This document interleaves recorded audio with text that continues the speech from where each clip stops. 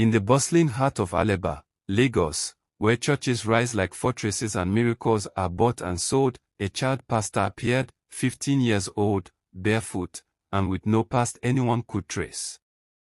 Her name was Seraphim, and her ministry drew crowds with promises of healing, hope, and salvation, but what no one knew was darker than anyone could imagine. She had been chained and thrown into a river by fate itself, a sacrifice meant to erase her existence before she could awaken the power she carried. The river had refused to kill her, returning her instead, alive, unbroken, and infused with a force older than any scripture or priest could contain. What began as a small ministry in a forgotten corner of Lagos quickly spiraled into chaos, as Seraphim's miracles bent the faithful to her will, possessing souls, writing devotion, and building an army under the guise of God's work. No one knew her parents. No one knew who she truly was. And the church that had once guided her now feared the weapon they had created, a child destined to destroy the world or reshape it entirely, one spirit at a time. In Alaba, the lines between faith and fear blurred, and the city was about to discover that the girl who should have died in the river was the most dangerous force it had ever known. In Alaba, Lagos, churches never slept. Even at dawn, when traders were still arranging cables and second-hand electronics, prayers were already screaming from loudspeakers, some begging for miracles, others declaring war against invisible enemies. Faith here was not quiet. It was loud, desperate, and hungry. That was how Seraphim arrived. No one remembered seeing her come into Alaba. She simply appeared, small, slim, barefoot the first day, standing in front of an abandoned warehouse with a borrowed microphone and a wooden pulpit someone had thrown away. She looked too young to be taken seriously. 15 years old, maybe less. Dark eyes. Calm face. A voice that did not tremble. She called it Seraphim Ministry. People laughed. A child pastor, market women scoffed. Where are her parents? Others asked. Is this another Lagos joke? But when Seraphim began to speak, laughter died. She did not shout like other pastors. She did not threaten hellfire or beg for offerings. She spoke softly, quietly, and somehow her voice carried farther than the loudest speakers. You, she said once, pointing into the crowd. You beat your wife last night. You told her it was discipline. God says you are lying. The man collapsed. Another day, she said, you buried your sister's child behind your house. The ground still remembers. The woman screamed. Within a week, Seraphim Ministry was full. People came because they believed she was holy. Others came because they were afraid of what she knew. Some came because Lagos had taught them one thing well: where power gathers, survival follows. Yet one question never had an answer. Who was Seraphim? No records existed. No parents ever showed up. No village claimed her. When asked, she would only smile faintly and say, I was sent. At night, when the generators went silent and Alaba finally slept, Seraphim did not rest. She dreamed of water. Not clean water. Not rain. But a river, dark, heavy, alive. In her dreams, she was younger. Smaller. Chains wrapped around her ankles and wrists, cold iron biting into flesh. Voices surrounded her, not elders, not witches, but men of God. Their prayers were sharp, violent, desperate. By faith and by prophecy, they chanted, this child must not live. She remembered the weight of the chains pulling her down. The river swallowing her scream. The feeling of drowning, not just in water, but in abandonment. She remembered the moment faith failed. The river did not kill her. It held her. When Seraphim woke from these dreams, her room always smelled of damp earth. Sometimes, muddy footprints appeared on the floor, though she had not moved. She never spoke of the river. Not yet. At the ministry, miracles began. A woman who had not spoken in 3 years suddenly screamed and began to talk. A boy with twisted legs stood and ran. A man claimed a demon left his body, rolling on the floor like smoke. The crowd went mad. What power is this? This is God. She is chosen. But what no one noticed, what no one wanted to notice, was what followed the miracles. Those healed became different. Their eyes followed Seraphim too closely. Their voices changed when they prayed. They defended her with unnatural loyalty. Some abandoned their families completely, choosing to sleep on the church floor, fasting without instruction. Seraphim never laid hands on them. She only looked at them. Inside her, something ancient shifted and stretched, an awareness not learned from scripture, but from survival. She felt people the way one feels ground beneath bare feet.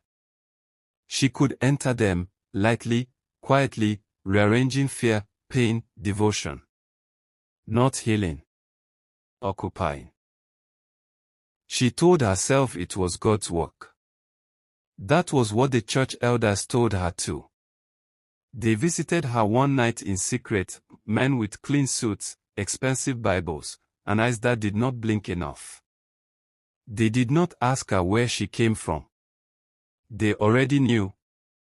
You are special, one said. You were preserved, another added. The river rejected you because the world needs you.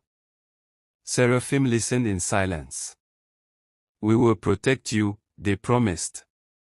Guide you. Use you correctly. Use. The word settled heavily in her chest. That night, she stood alone behind the ministry building and pressed her palm to the ground. The soil warmed instantly. Somewhere beneath Alaba, something old stirred, slow, patient, listening. She whispered, almost without realizing it, "Why didn't you let me die?" The earth did not answer with words. But far away, water shifted uneasily. The chains of her past were broken, but faith was not finished. Because Seraphim had not been saved. She had been sent back. And Alaba, Lagos, loud with faith and blind devotion, had no idea that a 15-year-old girl with no parents and a stolen pulpit was standing at the center of a prophecy meant to shake the world. Before Alaba. Before the pulpit. Before the name Seraphim Ministry. There was the river. Seraphim remembered it in fragments, the way the mind protects itself from truths too heavy for a child to carry.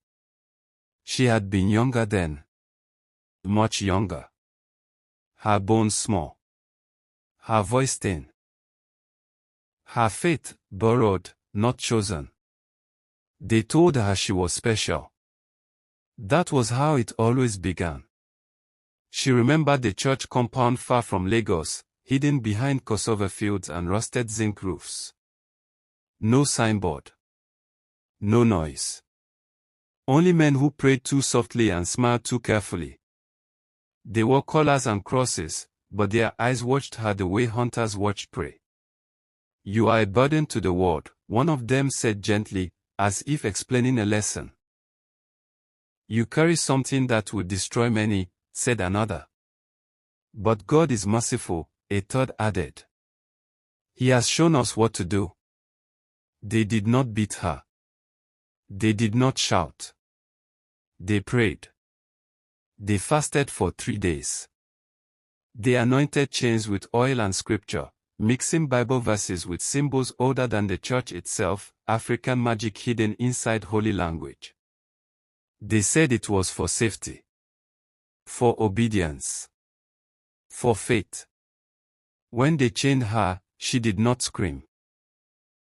The iron was too heavy for her small body, biting into her wrists and ankles as if it recognized her.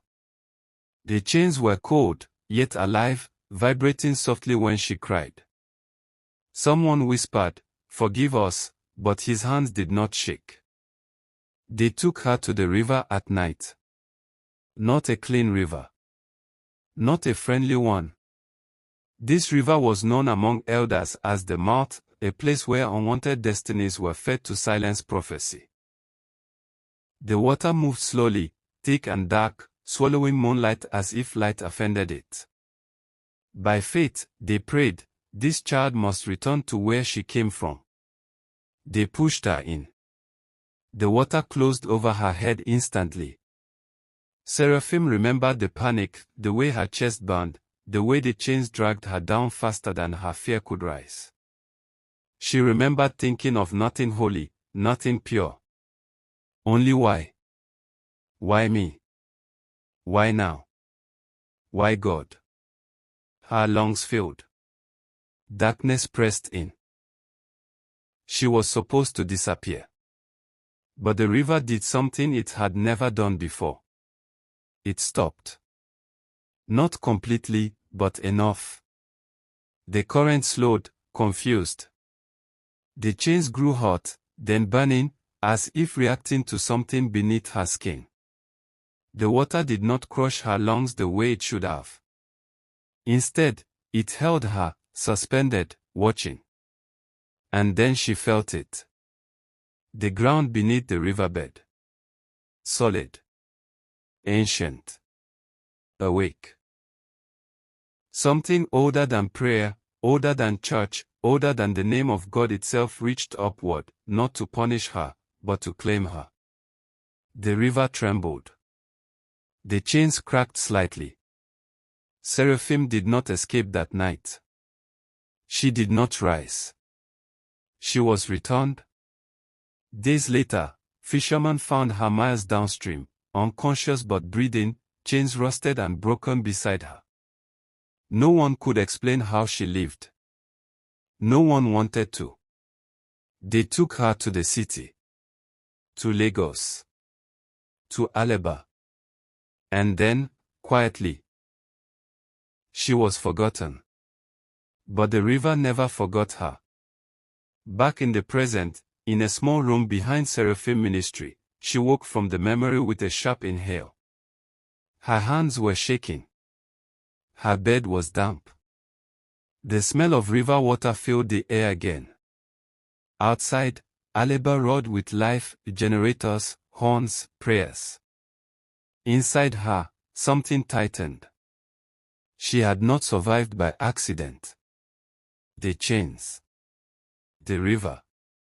The churchmen who prayed her into death. It was all connected.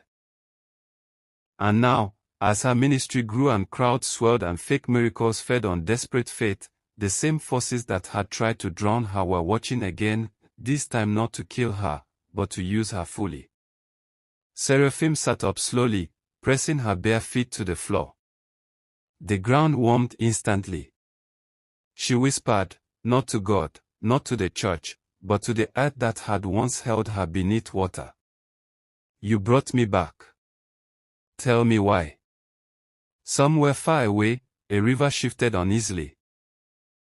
And in Alaba, Lagos, a child pastor with no parents and a hidden past prepared, unknowingly, to walk deeper into the destiny fate had failed to erase. The streets of Alaba, Lagos never slept, but neither did Seraphim Ministry. By sunrise, the courtyard was already crowded, market women with babies in their arms, traders wiping sweat from tired faces, young men drawn by curiosity or desperation. They came for miracles, and Seraphim delivered them, but not in the way anyone expected. She didn't pray like other pastors.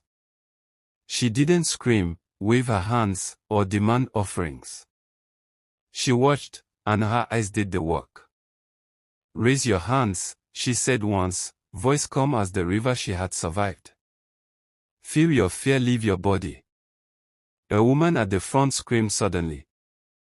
The child pastor had not touched her. Yet the woman's limb straightened, her limb disappearing in seconds. The crowd gasped. A boy who could barely walk stood. His mother cried, swearing that God had healed him. But Seraphim knew the truth, she hadn't healed him. She had entered him. The river, the chains, the earth itself, they had trained her in ways no ordinary church could understand. She could possess their pain, bend it, twist it, and project the illusion of a miracle. With each healing, her following grew. Lagos whispered of her power. People began to abandon other churches. Even powerful pastors felt the pull of Seraphim ministry, their own congregants slipping away. Inside, Seraphim remained calm. She had learned to measure devotion, to recognize fear, to find the hearts most willing to bend. Some of her miracles left permanent marks, spiritual openings that allowed her to influence minds subtly. These were not accidents. Each miracle drew the crowd, but also possessed them spiritually, one soul at a time, weaving a silent army beneath the guise of faith. That night, Seraphim sat alone on the pulpit steps. The city below buzzed like a restless hive. Her hands still tingled from the energy she had drawn. She remembered the river again, the chains, the men who had tried to erase her. They wanted me dead, she whispered. But I survived. And now? Her lips curved faintly. They will serve me instead. Far above, hidden from human eyes, unseen forces shifted. The church elders who had once guided her smiled in the shadows. They had chosen her for this. She was a weapon, disguised as a child pastor. And Lagos. The streets, the markets, the millions of souls, was their battlefield. But Seraphim had her own plans. The river had taught her survival. The chains had taught her defiance. And now, in the name of God and the soil beneath her feet, she would reshape fate itself, one miracle, one possessed soul, one silent obedience at a time. In Alaba, the crowds cheered. And the girl with no parents, no past, and a secret destiny smiled. The city did not know it yet, but the river had returned her for a reason. And it would not be ignored. Even in Alaba, Lagos, secrets have a way of slipping through the cracks. Behind polished doors and tinted windows, the powerful church elders gathered in a dimly lit hall, their expensive suits and golden crosses glinting under the flickering chandelier. None of them spoke first. All eyes were fixed on a single image, Seraphim, the child pastor who drew crowds like a magnet, who performed miracles that no human should. She should have died, one elder whispered, voice barely audible over the soft hum of the air conditioner. His hands trembled slightly. She survived the river, another replied. The prophecy was clear. The mouth was supposed to erase her. And yet, she lives. A third, older and colder, leaned forward. Then fate is irrelevant. She is ours to guide now. To weaponize. If she cannot be destroyed, we will use her to bend the world. The hall seemed to darken with the weight of their words. Meanwhile, Seraphim returned to her ministry the next day, unaware of the plans being forged in shadow. Crowds chanted her name, weaving offerings, swaying to the rhythm of faith and fear. She stood at the pulpit, small and silent, but in every eye she met, the world trembled. The elders watched her live feed from their private chamber, analyzing every twitch of her fingers, every flicker in her golden eyes. They whispered scripture and ancient charms, old African magic twisted into prayers. Each word was a chain, binding destiny to their will. She will obey, the oldest said confidently, his voice low. She doesn't know yet, but she will. Yet as Seraphim led another deliverance, her laughter silent behind her lips, the ground beneath Alaba trembled softly, a heartbeat from the river, reminding her that she had survived for a reason beyond their understanding. She may have been young. She may have had no parents. She may have been sent to destroy or serve. But the power within her was older than their church, older than their prophecy. And far away, the chains of the river echoed faintly in her bones, a reminder that some fates cannot be commanded. The elders may have believed they controlled her. But the river had already chosen her. And Seraphim was about to discover how very powerful she truly was. By 16, Seraphim had become a figure that Alaba both worshipped and feared. Her ministry was no longer a gathering. It was an event, a spectacle of faith that drew crowds from every corner of Lagos. And with every miracle, her power grew. But these were not ordinary miracles. The cripple did not truly walk, the blind did not truly see. Seraphim entered their spirits, bending their fear, their pain, their loyalty, to her will. She could touch a soul without laying a hand upon it. And those who experienced her miracles were forever changed, obedient, devoted, and unable to resist her silent influence. It began subtly. A man who had mocked her ministry suddenly gave her his life savings. A woman who had spat at her pulpit now prayed non-stop, eyes wide, whispering every command Seraphim issued, even without realizing she was doing it. Children slept at the church overnight, convinced it was holy protection. Seraphim did not take pleasure in the corruption of souls. Not yet. She only observed, learning the limits of her own power, experimenting. The chains of the river, broken long ago, had left marks in her body and spirit, marks that made her resistant, unstoppable, and hungry for mastery. One evening, alone in her office behind the ministry, she whispered into the air, "Do you hear me? Feel me?" The candles flickered. Shadows shifted. Outside, the wind carried a low, murmuring hum through the streets of Alaba. She could sense every heartbeat, every flicker of devotion, every doubt. Each soul became a note in the symphony she conducted. When her eyes glowed faintly gold, the air itself seemed to bow. Even the elders who had once guided her watched in awe and fear through the closed doors. They realized too late that the child they had chosen to guide and weaponize had become the master. The next morning, Lagos woke to whispers of strange occurrences, people swearing they saw the dead walking in her congregation, others claiming the sick had been healed in impossible ways.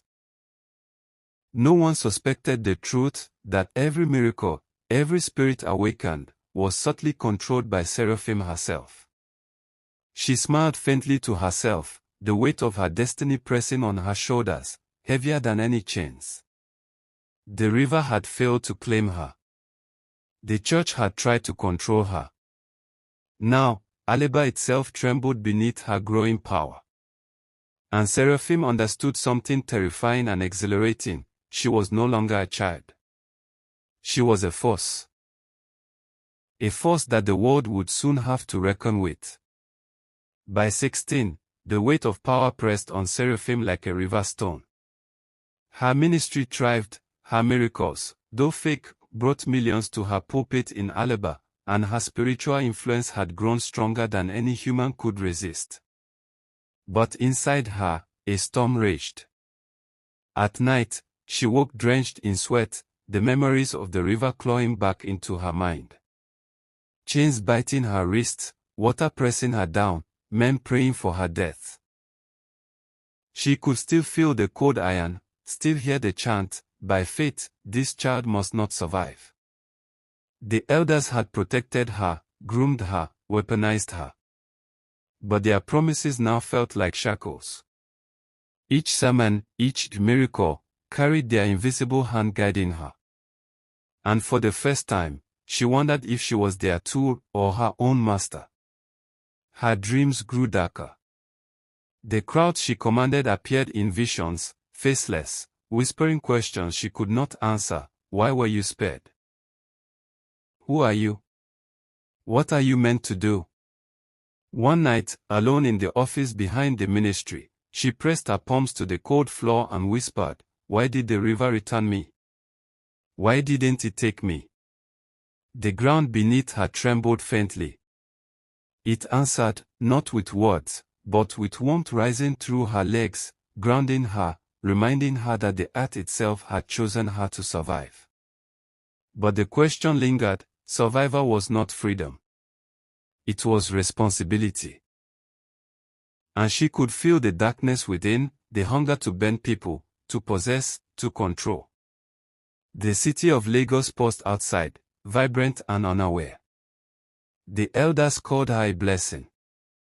The river had called her a survivor. But Seraphim wondered if she was instead a weapon waiting to be fired, and who or what would bear the consequences. Her reflection stared back at her from the darkened window. The golden eyes glimmered with both innocence and something far older. She whispered again. Am I their miracle, or my own curse?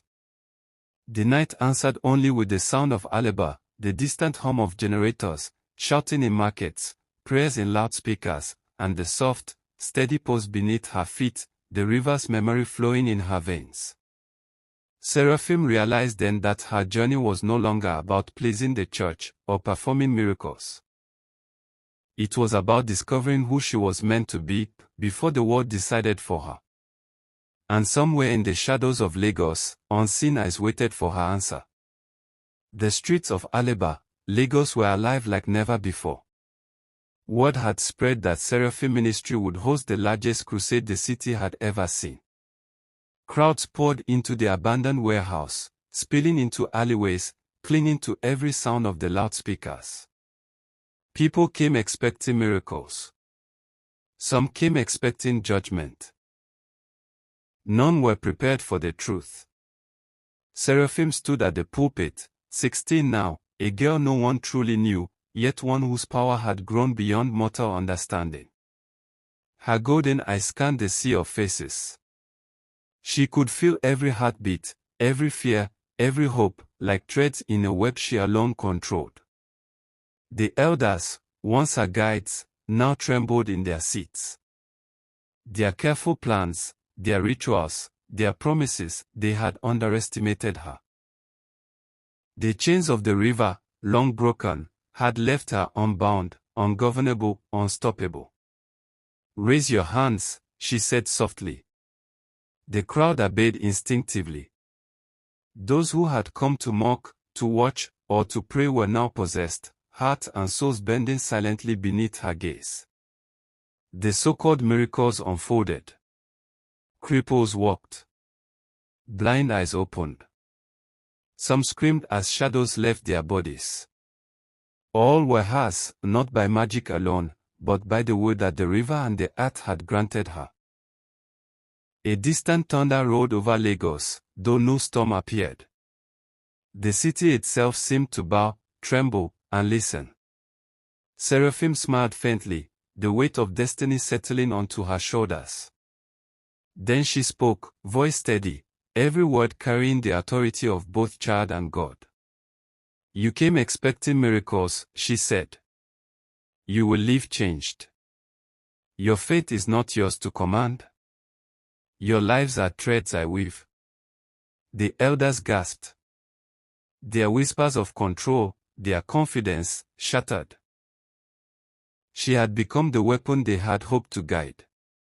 But now she held the sword. The river's memory pulsed in her veins. The chains had failed to bind her, the church had failed to command her, and the world was next. As the crowd fell into quiet awe, Seraphim looked at Alpha King Brown, the one she had not yet met, whose story would intertwine with hers in ways even fate had not anticipated. But for now, she held Lagos in her hands, and the city itself bowed. Her ministry was no longer a church. It was an army. Her fake miracles were no longer illusions, they were instruments of control. Every soul she had touched, every spirit she had bent, was proof that she had survived for a reason, to awaken power the world had forgotten to fear. And as the sun rose over Alaba, golden and cruel, the girl who should have died in the river stood unshaken, unbound, and unstoppable. The river had returned her for a purpose. And now, the world would never be the same again.